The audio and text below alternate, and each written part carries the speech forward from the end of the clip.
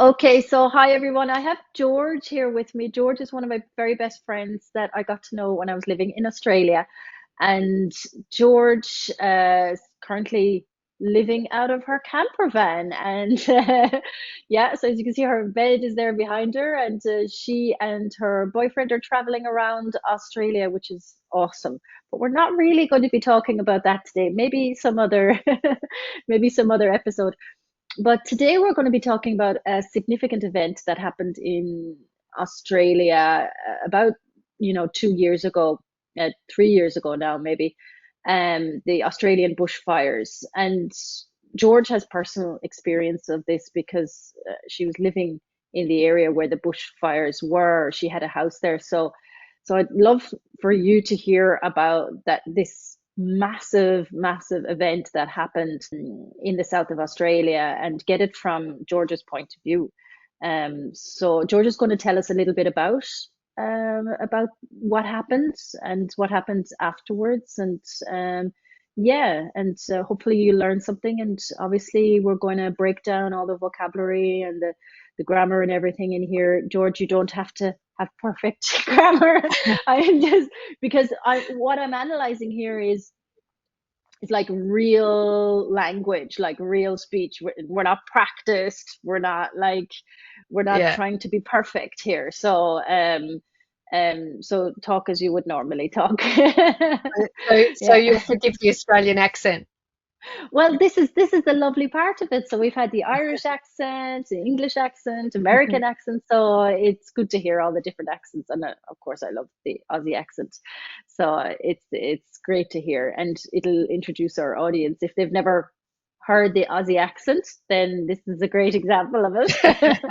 So where are you from in Australia, George? Mm, well, I'm actually from, I guess you would, because I'm kind of from all over the place. I haven't stayed in one place very often, but I grew up in Melbourne and Mhm, also the high country of Victoria, which some mhm. people may not realize has snow. So actually, from the Yeah. snowfield. Mm.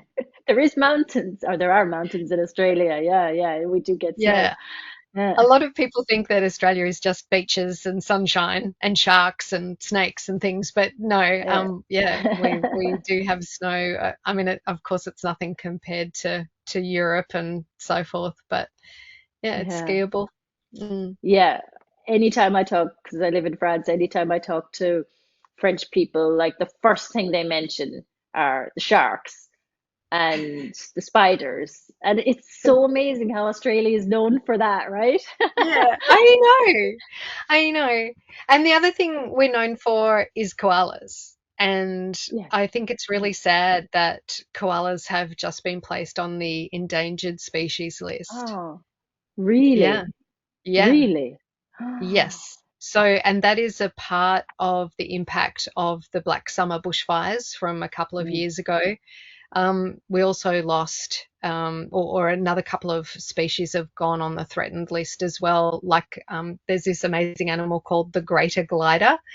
mm, It's little known, but it's like a massive possum, but it has webbing between its limbs mhm. and a really long tail, and it lives up. It's arboreal, lives up in the trees, and it glides from treetop to treetop, so it Oh, rarely wow. actually goes to the ground.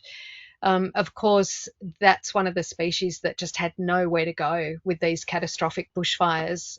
When I heard that this development, well, when this forest was going to be destroyed, my immediate thought was there's greater gliders in there. So gorgeous. Good job.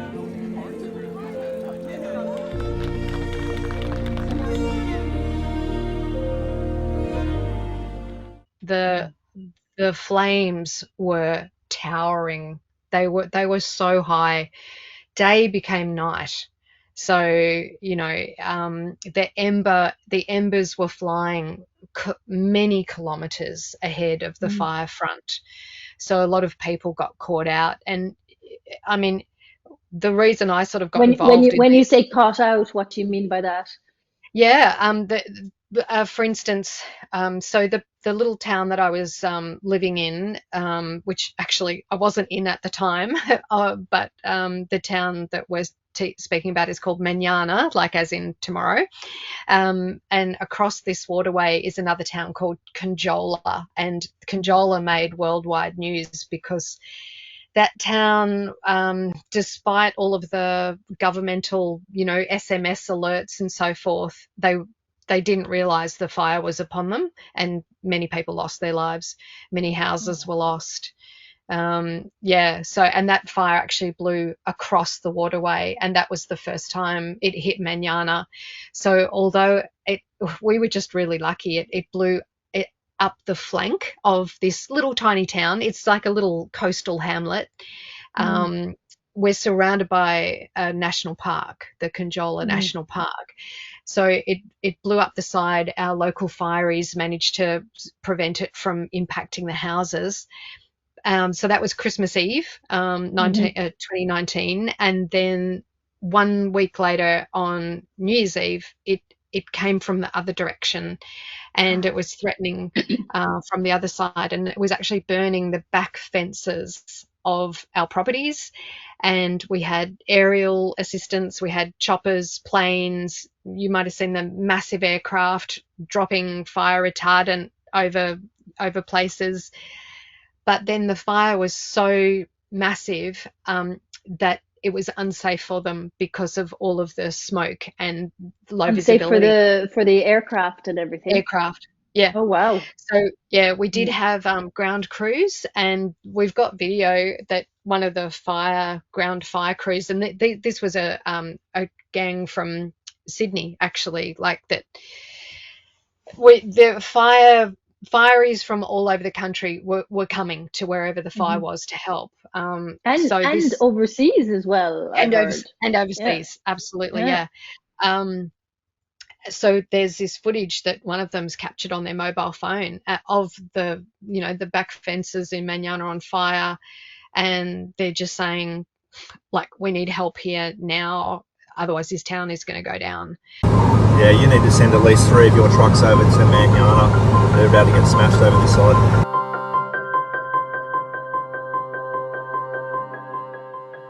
It felt like there were dragons up on the ridges, spitting fire and roaring at us.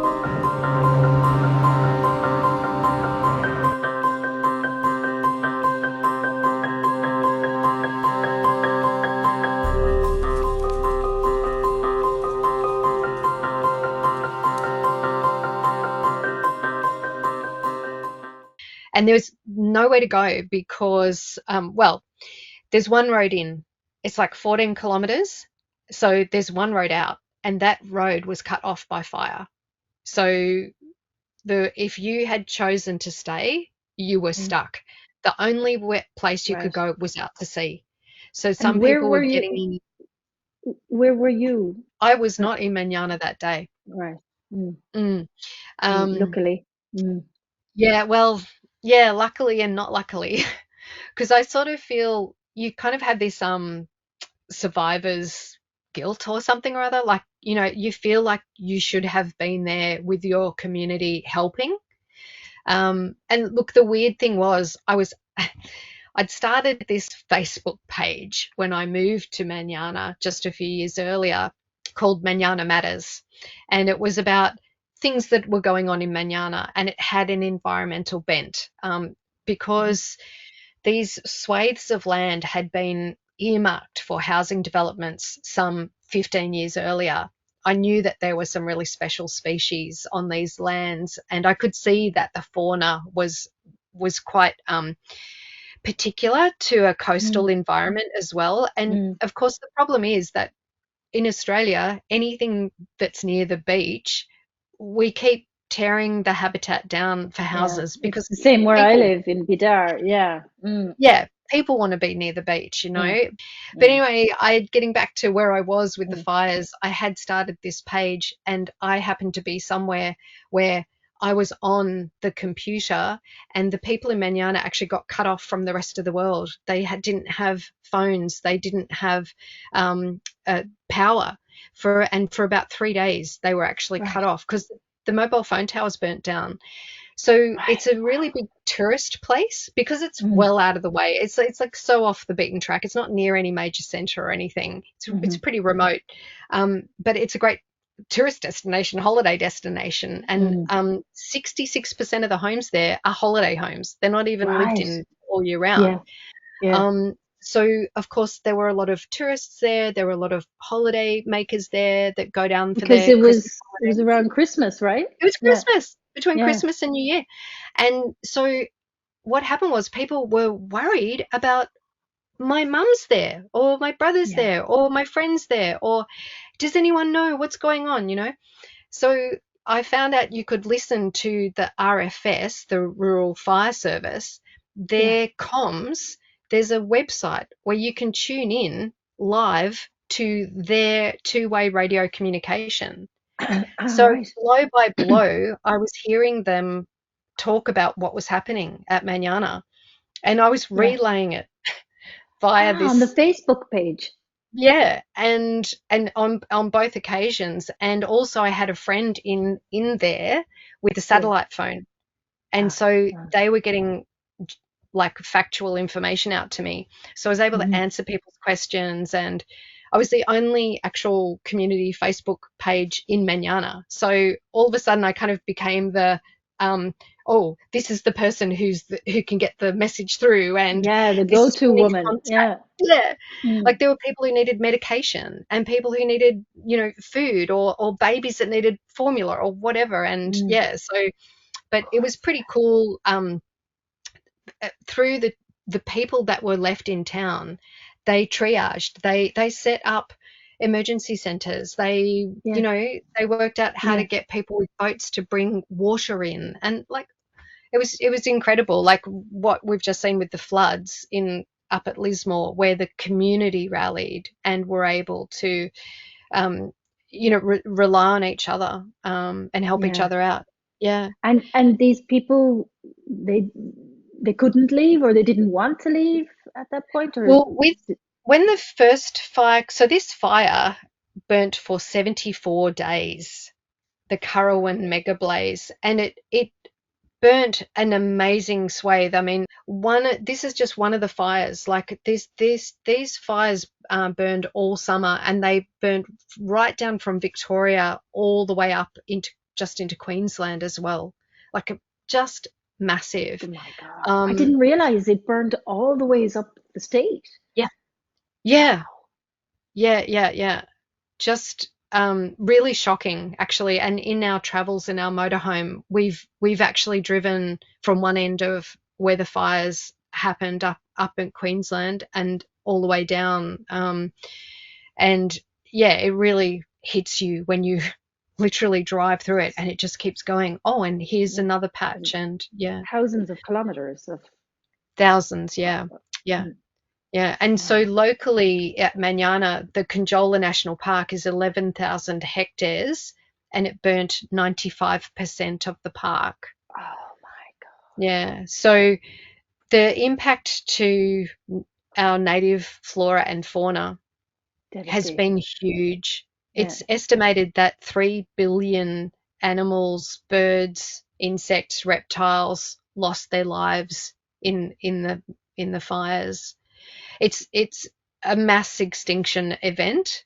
Um, and of course, Australia being run by the government it is, we are still felling forests for ridiculous reasons like Yeah. wood chipping. We Mm. fell our native old growth forests, Mm. chip it, and send it off to China.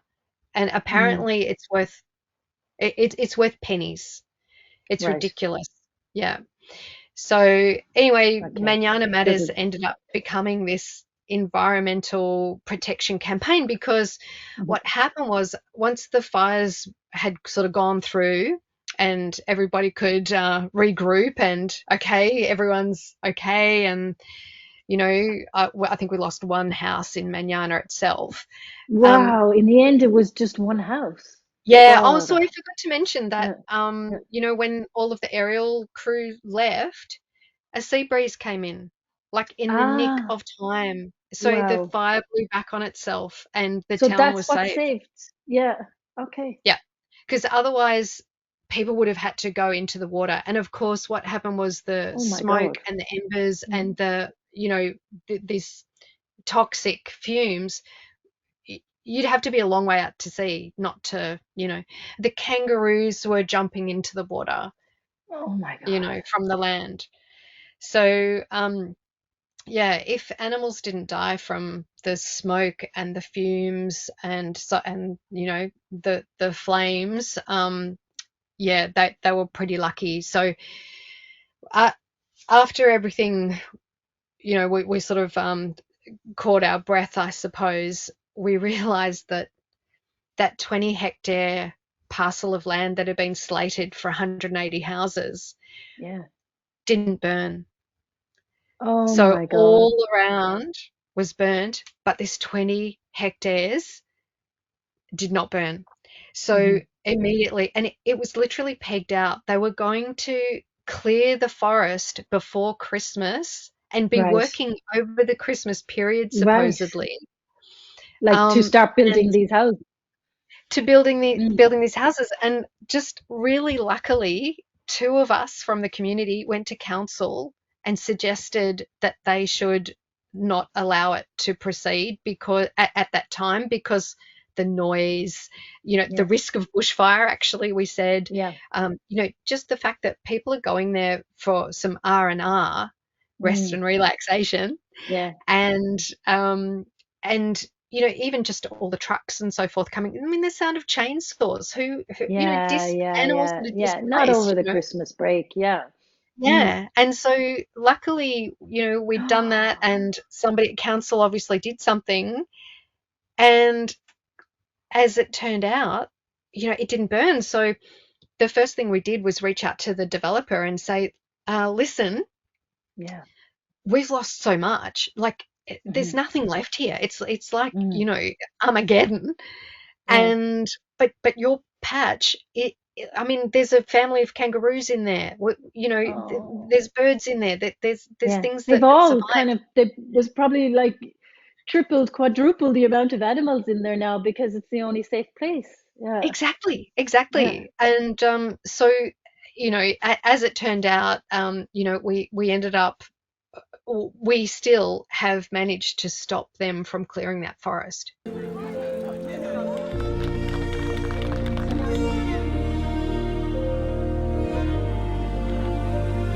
It became pretty apparent early on that we were traumatised people fighting for something, and that was a really hard thing to do.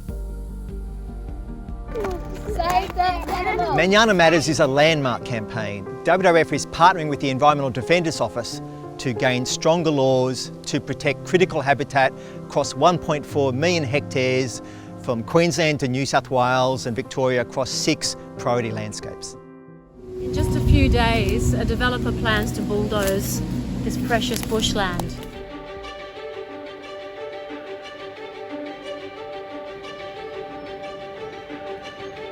So we had to be very creative about how we ran our actions and our campaign.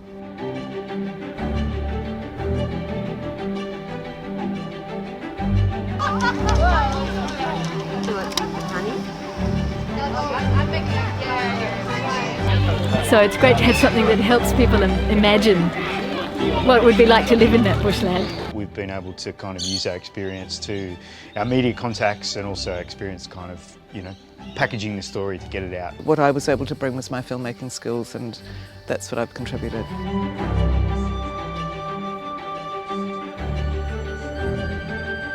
And I think it's really important that we educate my children and my grandchildren on why we want to save the bush, save the animals.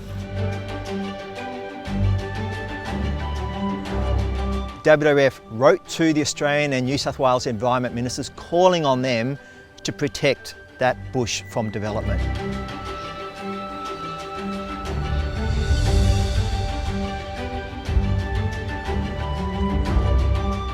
Once the fires come through, particularly at the scale that we're talking about, refuges for that recolonisation are that much more important.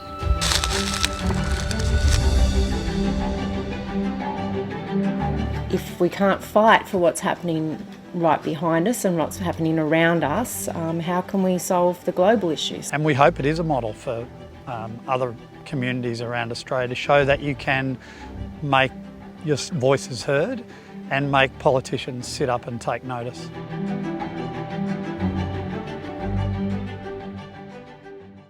And we actually ended up, we had to take the developer to court.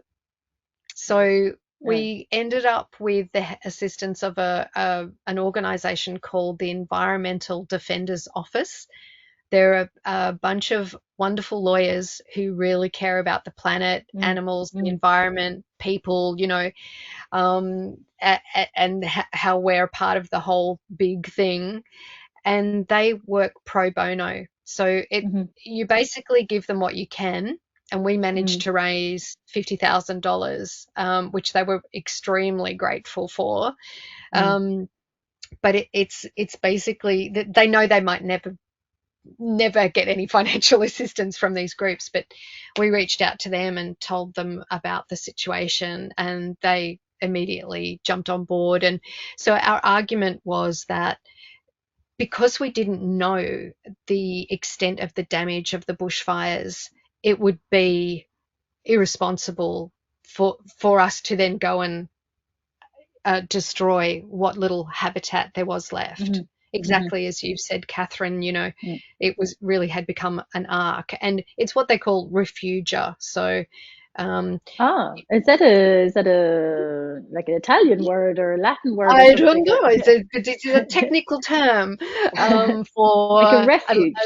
A small parcel that animals and birds rely on. So, we just argued that they would be breaking the environmental biodiversity environmental protection and biodiversity. EPBC, Environmental Protection Biodiversity Conservation Act, EPBC. It's a mouthful.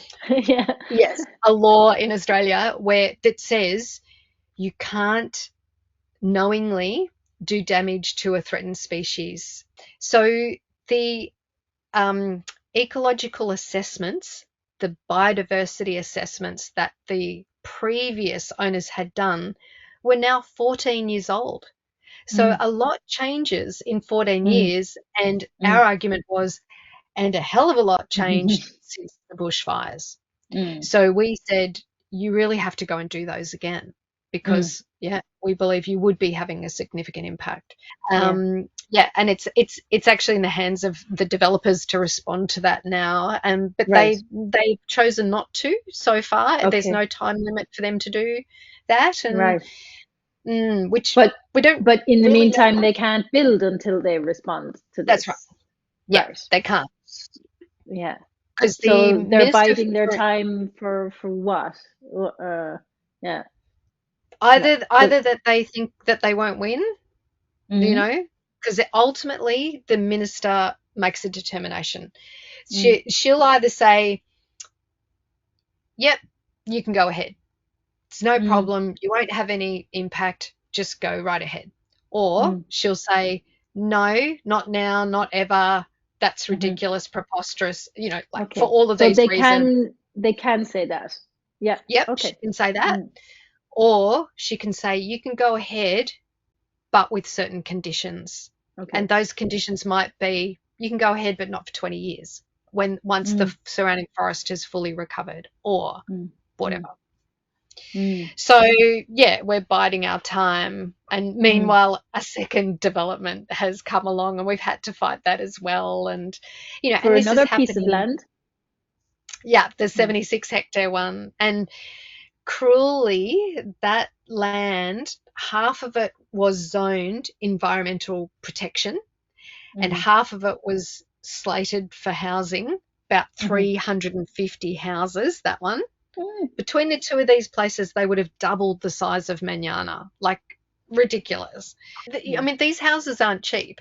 Now, since I bought there, of course, with COVID, the prices of housing in Australia, especially those kind of sea change, tree change places, you know, people are selling out of Sydney. They've got heaps of cash, and they go down and they're paying way too much for houses down there, and so the prices have skyrocketed, and it's not just Manana but all up and down the coast, and yeah, so that sort of doesn't help too much. But the fact is, they're not houses that people are going to live in permanently often as well. You know, sometimes it's just a second house. Yeah, and in actual fact, you know, at Manana, we've got one general store.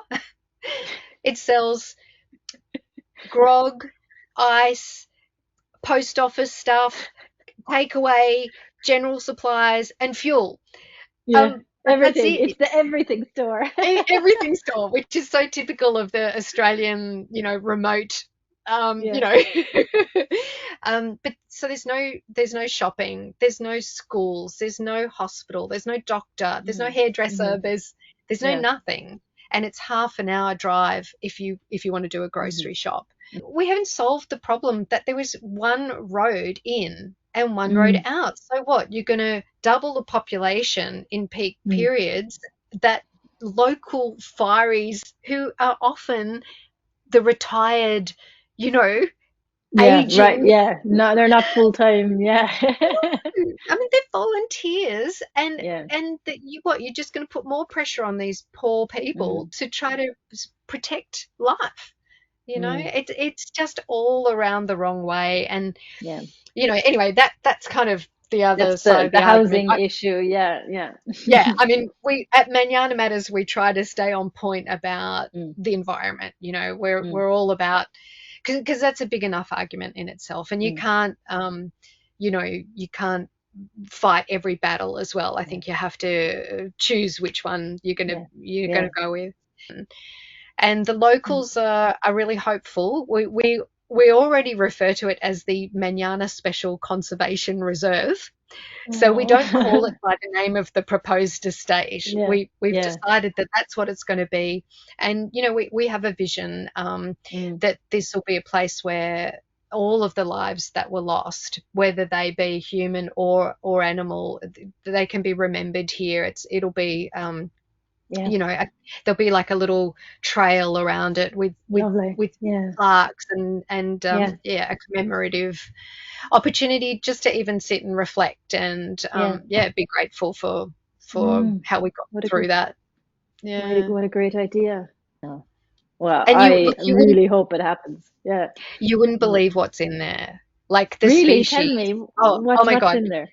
So there's raptors, like the square-tailed kite, which is quite rare, and it's got a nest in there. Goshawks, you've got all sorts of different possums, ringtails, brushtails. There have been greater gliders and yellow-bellied gliders recorded on site.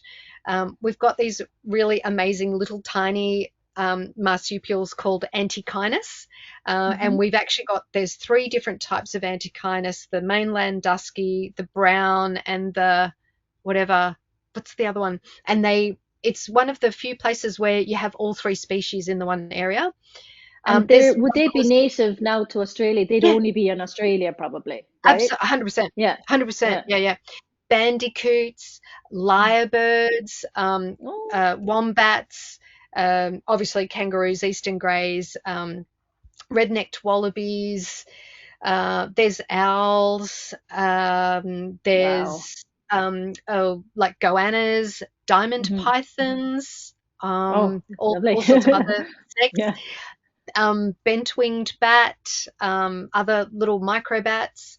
And actually one of the species that our case sort of, you know, that really helped our case was the grey-headed flying fox, which is a really large bat, and it's called a keystone species because it travels a long distance, eats fruits and things and pollinates, and, you know, it gets pollen on its face, and so it's one of those pollinators and reseeders, and a really important species. And unfortunately we lost a lot of them in the fires as well. So I mean, there's so many. There's like a really long list, and that's just the animals and birds as well, because I'm not really that familiar with the flora.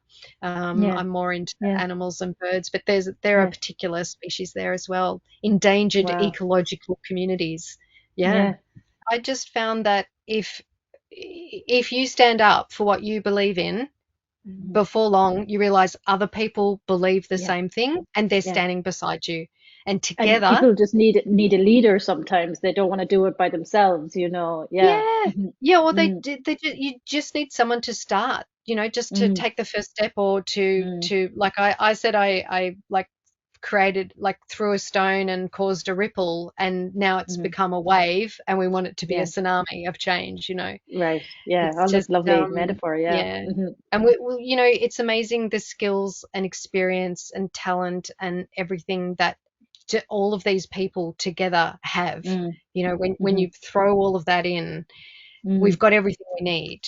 hmm. And Hmm. sometimes it could be something you don't even think that you've got something valuable to contribute, but it might be something as simple as, like just commenting on Facebook post, or Mm, sharing a mm, petition, or I mean, mm. when we were protesting outside the gates of this land, um, it was like bringing us cups of tea, you know? Yeah. Yeah. The littlest Every thing, like, yeah.